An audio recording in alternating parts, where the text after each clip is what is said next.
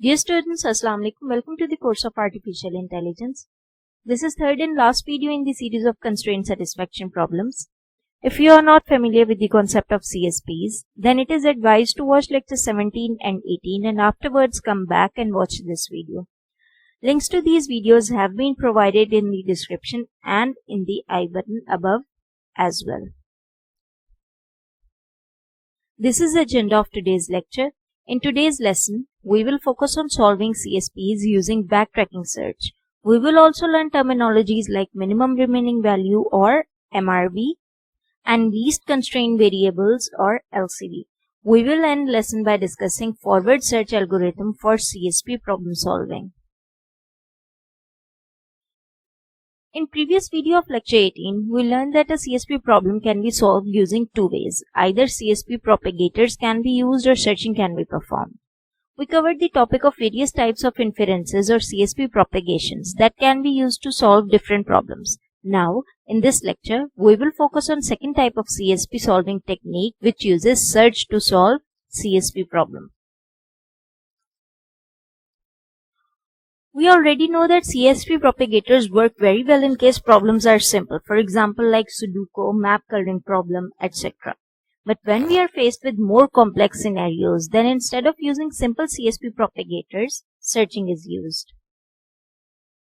Examples of such problems are assignment problems, like who will teach what class, etc., timetabling problems, and scheduling problems like transportation, flight, factory, etc.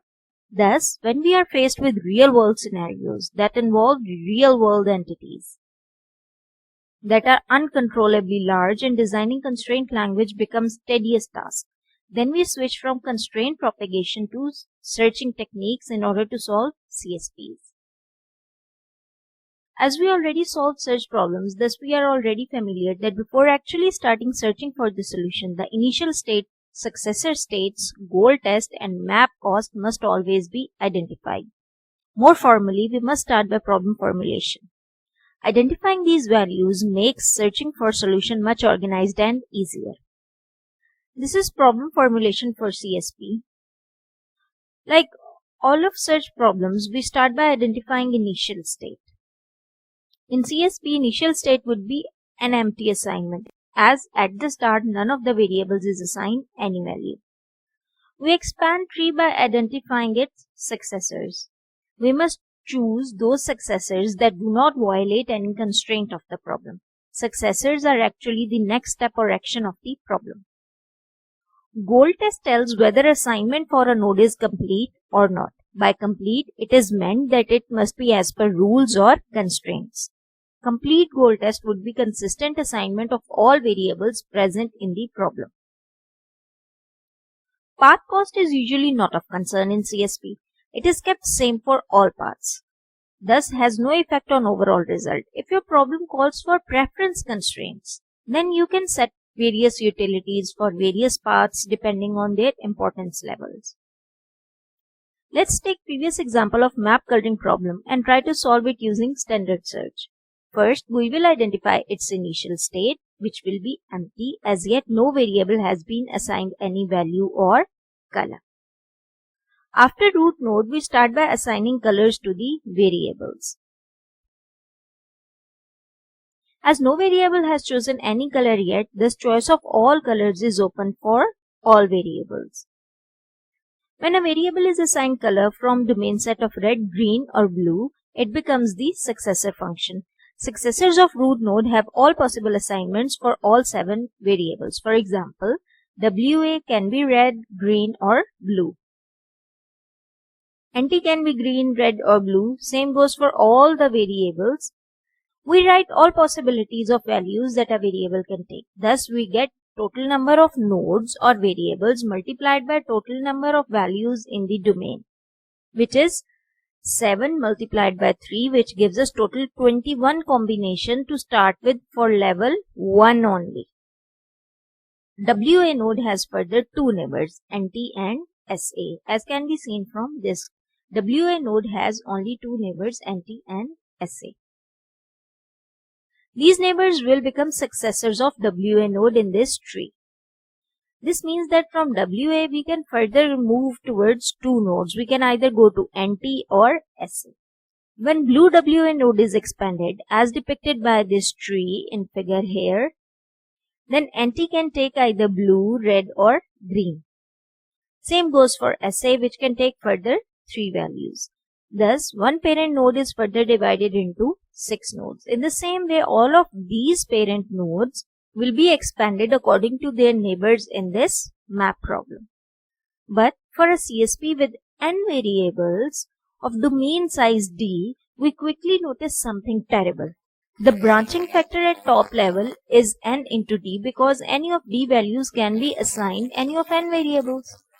At next level, the branching factor is n minus 1 into D, and so on for n levels. We generate a tree with n factorial multiplied by D raised to power n leaves. Even though there are only D raised to power n possible complete assignment, which means distinct states. Special property of CSPs is that they are commutative. A problem is commutative if the order of application of any given set of actions has no effect on its outcome. For example, these two nodes are commutative. If we choose any of these two, it would not have any effect on the outcome. Therefore, we need only consider a single variable. Either this can be considered or this at each node in the search tree. For example, at root node of a search tree, for a coloring map of Australia, we might make a choice between SA is equals to red, SA is equals to green, SA is equals to blue. But we would never choose between SA is equals to red and WA is equals to blue. We will only make choice from different values of one node at a time. This will solve the problem of too many combinations by removing the repetitive combination of the nodes. Thus, state space obtained through applying this method will only have D raised to power n nodes in total. A better way to search is that we start by writing complete tree and order all the parents and successor nodes. Then we assign values one by one to these nodes. This makes the task much easier.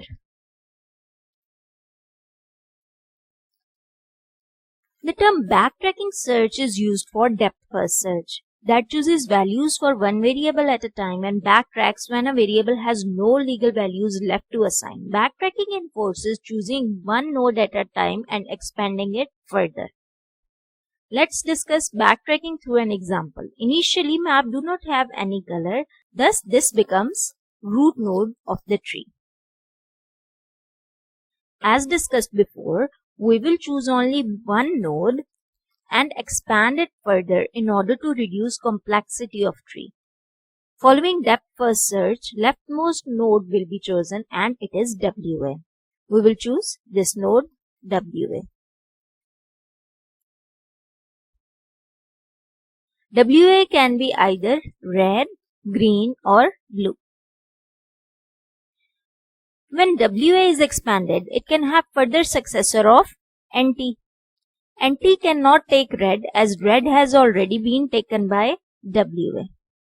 Thus, it can only take two colors, either green or blue. Now, NT will be expanded. When NT is expanded, following algorithm of DFS, successors of NT will have the control.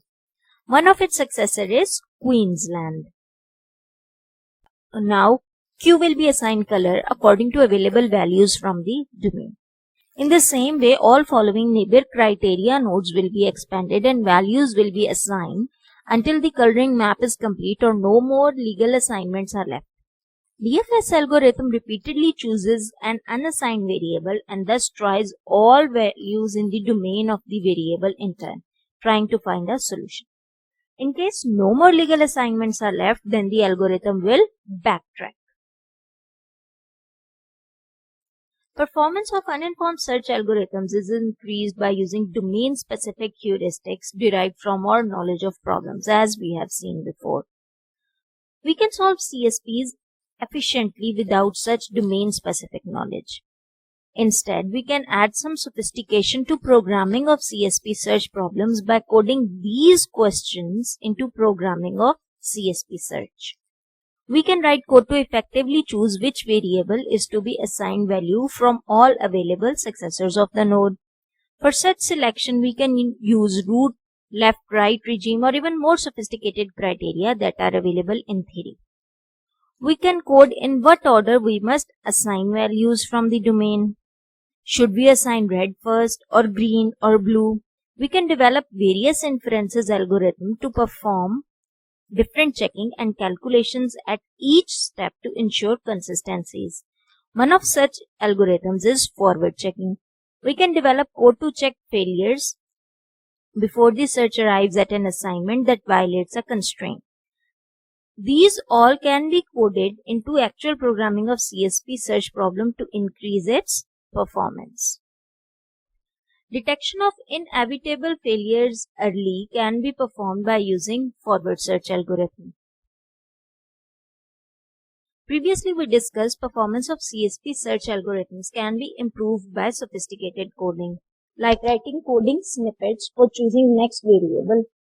Most constraint variable is such technique that can choose next variable effectively. It is a coding technique for choosing a single next variable from set of provided variables. In this technique, we simply choose that variable which is involved in largest number of constraints of all. For example, in map coloring problem, most constraint variable is SA. Here, this is the most constraint variable and this is SA. As it has greatest number of neighbors, this maximum rules will be applied on this variable. This is also called degree heuristic.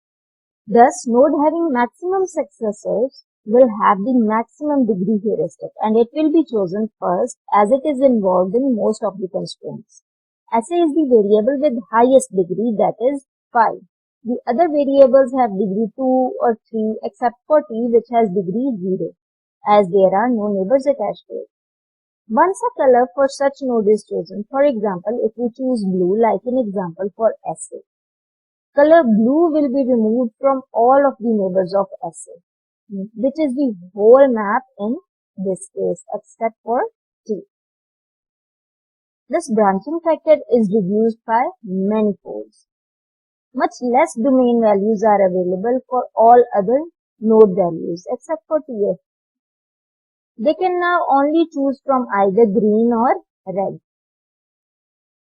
The degree heuristic can be useful as a tiebreaker as it helps in choosing a start state. In other words, it simply breaks the tie among all nodes by choosing start state. Most constraint variable is a good technique for choosing start state or start variable. Once start state is chosen, the choice of next variable after start state is usually made by following another variable choosing technique which is called minimum remaining value or MRV. MRV is another technique for choosing next variable from set of provided variables. Minimum remaining value, MRV or fail first, chooses that variable whose domain set has fewest legal values available. It is called fail first because it picks a variable that is most likely to cause a failure soon, thereby pruning the search tree. If some variable X has no legal values left, the MRV algorithm will select X and failure will be detected immediately. This results in avoiding pointlessly searches through other variables. The MRV heuristic usually performs better than a random or static ordering, sometimes by a factor of 1000 or more. The MRV heuristic does not help at all in choosing the first region or start state to color in Australia because initially every region has 3 colors. The minimum remaining values heuristic is usually a more powerful guide, but most constraint variable can be used as a tiebreaker. Thus, in start, most constraint variable technique is used and afterwards MRV is applied. These both go hand in hand. Once a variable has been selected, using either MRV or most constraint variable, the algorithm must now decide on the order in which to examine its domain values. Previously, we discussed ways in which next variable is to be selected from variable set. Now, we will discuss how value that is to be assigned to the variable can be selected from provided domain set. There is a difference between both. Previously, we were looking at variable set for possible choice of next variable or action. Now, we are looking at domain set to choose a value. Previously, we selected next variable. Now, we will choose value that is to be assigned. Least constraint value is method of choosing a single domain value from a complete domain set. In least constraining value, we choose that value from available domain set which removes fewest number of legal values from domain set for remaining variables. For example, let's see this map. Suppose that we have generated the assignment with WA is equals to red and NT is equals to green, and that our next choice is for Q, this variable here. We can either choose red or blue from available domain set. Blue would be a bad choice because if we choose blue for Q, this would be a bad choice because if we choose blue for Q, there will be no value left for SA. Thus, choosing blue for Q removes the last legal value for SA. Applying least constraining value heuristic will ensure that red is chosen for Q instead of B.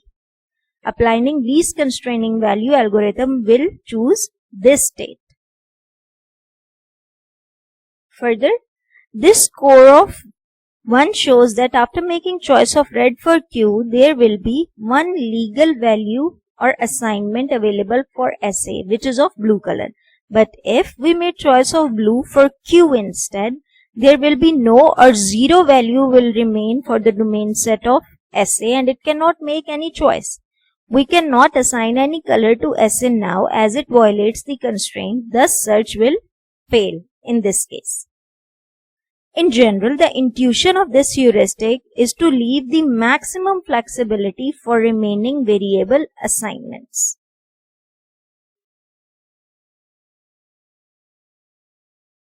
We have discussed this all. This is for your reading purpose.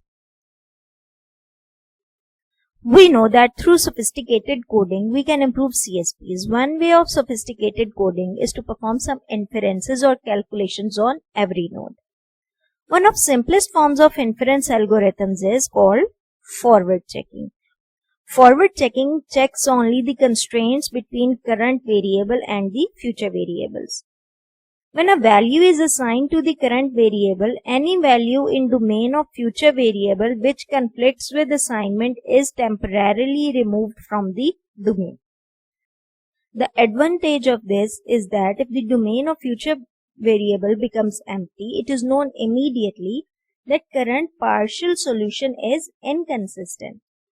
Forward checking therefore allows branching of the tree that will lead to failure to be pruned earlier than with simple backtracking. Note that whenever a new variable is considered, all its remaining values are guaranteed to be consistent with the past variable. So checking an assignment against past assignments is no longer necessary. Let's discuss forward checking through this diagram. When we assign red domain value to Western Australia, then the effect on other variables connected by constraints to WAR, NT and SA, as WA has connections to these two. These two are the neighbors. These two are the neighboring values or adjacent nodes to the WA. When WA is assigned red, the option of red would be automatically removed from the domain set of NT and SA. This is what forward checking does. Now let's try to understand it through example of another node. Let's take Queensland for example. We are performing forward check on the previous incoming nodes, and as it can be seen that Queensland has 3 neighbors or 3 adjacent nodes or 3 connected variables, which are NT, SA and NSW. When Queensland is assigned green or Q is assigned green, the option of green gets removed from the domain of all of these 3. From NT domain set, the green is removed. From the domain set of NSW, the green is removed, and from the domain of SA, the green would be removed. Moving forwards, there are now two important points to notice about this example. First, notice that after WA is equals to red and Q is equals to green are assigned, the domains of NT and SA are reduced to single value. We have eliminated branching on these variables altogether by propagating information from WA and Q. A second point is to notice that after V is equals to blue, the domain of SA is empty. It becomes empty. Hence, forward checking has detected that partial assignment WA is equals to red, Q is equals to green, and V is equals to blue is inconsistent with the constraints of the problem. And algorithm will therefore backtrack immediately. Through forward checking, we can detect failures early in the problem. Forward checking is applied as an inference test or constraint test on every node in backtracking search. Thus, by applying forward checking as a check on each node in backtracking search, the search techniques can be enhanced. Thus, it is a type of sophisticated coding on every node on a tree. Alright, this ends the lecture for today. Allah Hafiz.